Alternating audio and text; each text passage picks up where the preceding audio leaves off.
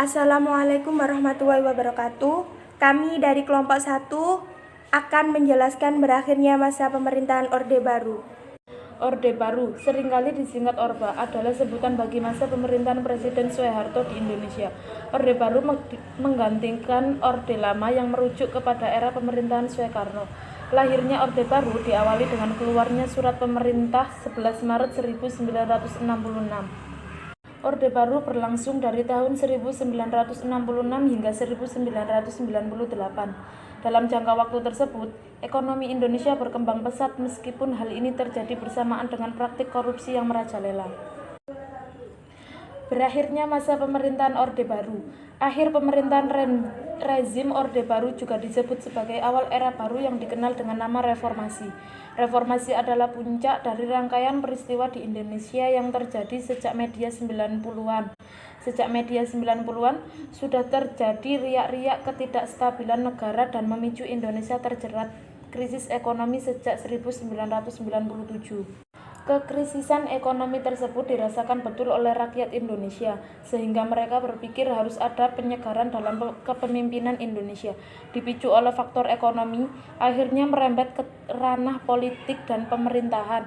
Puncaknya adalah penggulingan Soeharto dari jabatan presiden. Penggulingan Soeharto yang berarti berakhirnya kekuasaan rezim Orde Baru.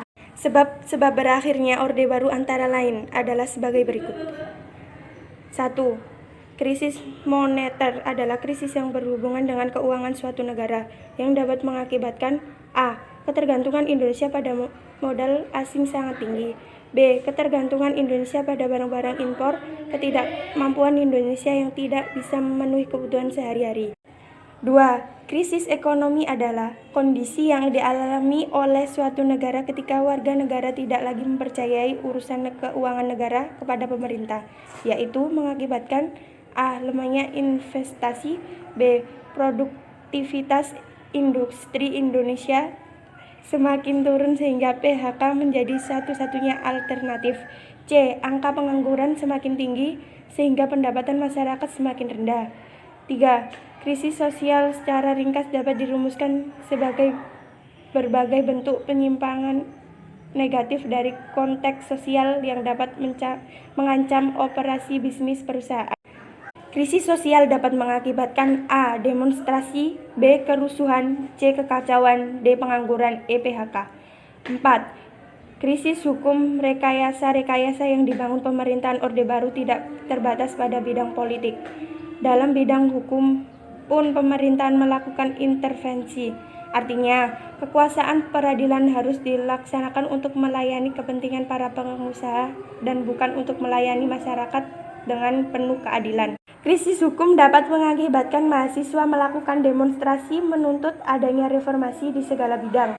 5. Krisis politik yang terjadi pada tahun 1998 merupakan puncak dari berbagai kebijakan politik pemerintahan Orde Baru.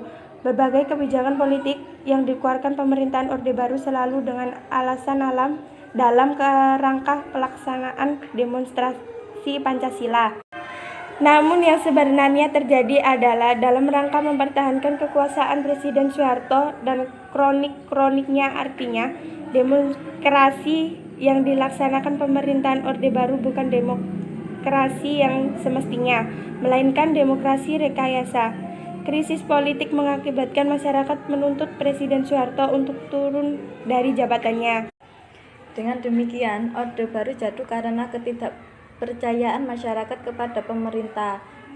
Maka pada tanggal 21 Mei 1998, Presiden Soeharto menyerahkan jabatannya kepada Wakil Presiden B.J. Habibie untuk menggantikan sebagai Presiden Republik Indonesia.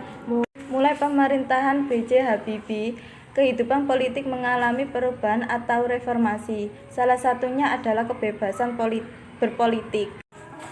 Demikian penjelasan dari kelompok kami, kurang lebihnya mohon maaf sebesar-besarnya.